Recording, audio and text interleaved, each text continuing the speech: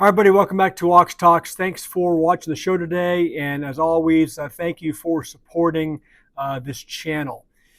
I want to start off by asking all of you to say a prayer for those that lost their lives last night in that American Airlines tragic crash that happened. I believe the plane was coming into an airport in Washington, D.C., on its way from somewhere in, I think it said Wichita. 64 people or something on board, no survivors. I don't know if the military members in the in the chopper survived. I would imagine not. So say a prayer for those folks. We talk about how life is short and you just never know. So I have two stories to share with you today. The markets have not yet closed, about an hour away from the close here on the West Coast. And I see the Dow's up 250, 300 points. NASDAQ and the S&P are trying to make a bit of a headway. Gold, again, is showing massive strength. I saw it touch 2,800 per Kitco. Look at CNBC. They have the numbers well over 2,800, and silver's well now over $31 an ounce. I discussed that yesterday and said, how is this going to play out with the Fed pausing the rate cuts? Could this have a negative reverberation for the metals? And for whatever reason, it's having the opposite effect right now as this news is being digested. So gold is trying to push into close all-time highs in the 2,800 range. And then is it blue sky from there? We'll have to see. Again, not financial advice, trading advice, but something to look at. Okay. The 10-year is down about 4 basis points, just about 4.5%. The market seems to have a little bit of a comfort zone there. I saw the dollar index under a little bit of pressure, not too much, but it's pulled back in the 107 range. Before it was really pushing 110, I believe. So the dollar's weakened a bit. The 10-year's weakened a bit. This tends to be positive for not only for the stock market, for gold and silver, and also for cryptocurrencies. Cryptocurrencies have been trading as of, recently for sure, kind of in tandem with the stock market. I saw Bitcoin was up over 100, and I think back over 106,000 earlier. And some of those altcoins are also catching a lot of wind in their sales as well. So look at it. Look at everything. Don't foreclose any opportunities if you're doing it smart. If you're learning the process to make some money. Especially if your 9-to-5 job is limited and you get a fixed paycheck. But that also means that every dollar you make is very difficult to earn. So please make sure that those of you that are 9-to-5 and living paycheck to paycheck, for sure, if you're using dry powder to invest in speculative investments, whatever it is, please exercise caution. There's no lottery ticket. There's no get-rich-quick schemes. If it's too good to be true, it probably is. Okay, or excuse me, if it sounds too good to be true, it probably is. Two stories today. One is, they're both from Zero Hedge. This one came out this morning early. Says fourth quarter GDP growth comes in unexpectedly light, despite red hot personal spending beating estimates by a record. It says U.S. growth in the last quarter of 2024 slowed down more than expected, with the Bureau of BEA reporting that real gross domestic product increased at an annual rate of 2.3% in the fourth quarter of 2024, below the 2.6% estimate and down from 3.1% in the third quarter.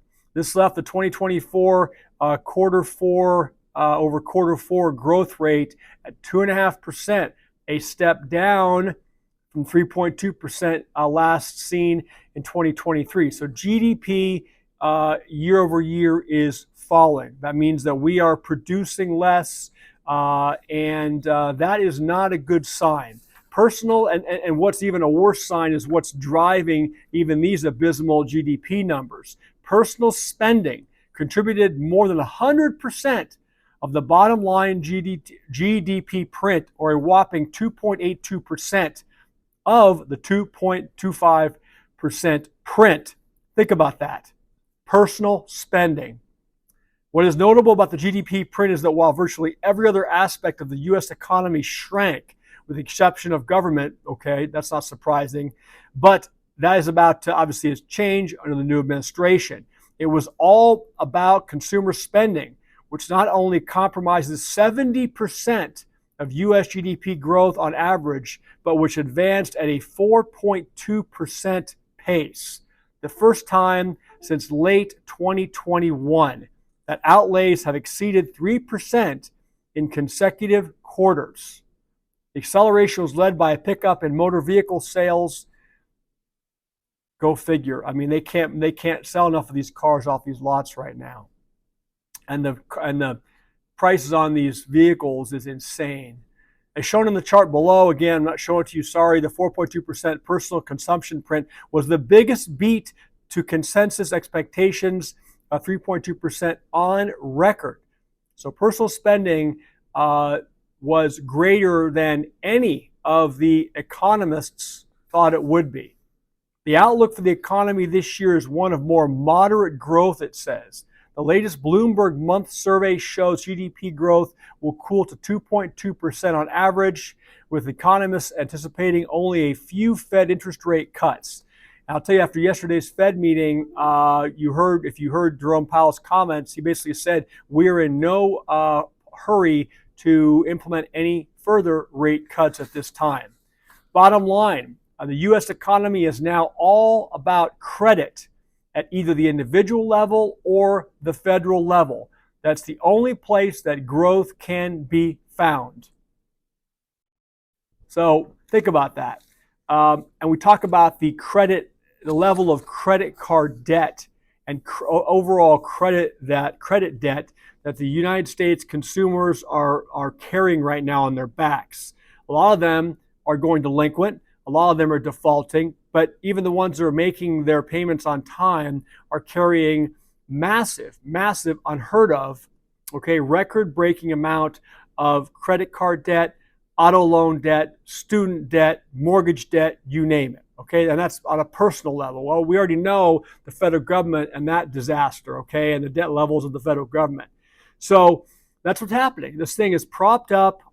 It's a house of cards propped up by, people swiping their credit cards. This is an illusion. And I know it sounds negative, but it is what it is. I just shared the figures with you. That's what's propping up all of the GDP. 100% of GDP growth is being propped up by personal spending. Although personal spending normally only constitutes 70% of that growth. So do the math. Last article, it's a follow-on from a story I did last week on the housing market. That's also going to be really coming on some more tough times. And this article is from today, again, Zero Hedge, entitled U.S. Pending Home Sales Plunged in December. And, the pending home sales numbers are important because they tend to be a leading indicator, if you will, for previously owned homes, as houses typically go under contract a month or two before they're sold. So pay attention to the U.S. pending home sales figures. This is not good. Following unexpected surges in new and existing home sales, it says pending home sales in the U.S. plunged 5.5% month over month in December versus 0% expected. So they expected a flat line and they got a drop of 5.5%, dragging the total sales down 2.9% year over year versus 4.2% expected by the so-called economists. This was the first month-over-month decline since July. And this pushed the total pending home sales index back toward near record lows and is the lowest December print.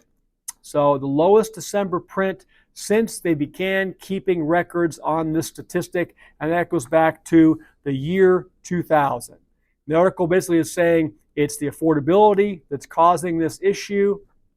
I would also opine that editorialize that it's people's inability to literally Yes, the affordability goes hand in hand with this, but people just don't have the money. They don't have the reserves to put down. They don't have the credit score. They don't have the jobs they need with enough income coming in to qualify for these loans as these house prices continue to go up.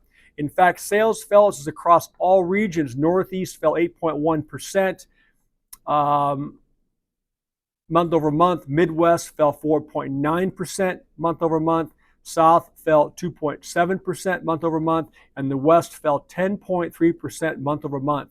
That's amazing. A 10.3% fall in the West, right? Maybe a lot of that had to do with the West Coast fire situation up in LA. I don't know. But it says last month signings figures don't bode well for the new year after 2024 marked the worst year in home sales retail market since 1995.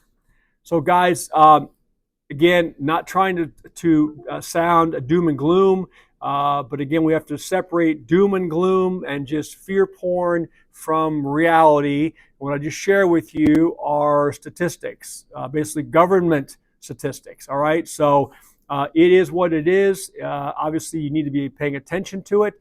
If you're on the right side of this thing, there will be opportunities that unfold this year and next year. I don't want to go too long today.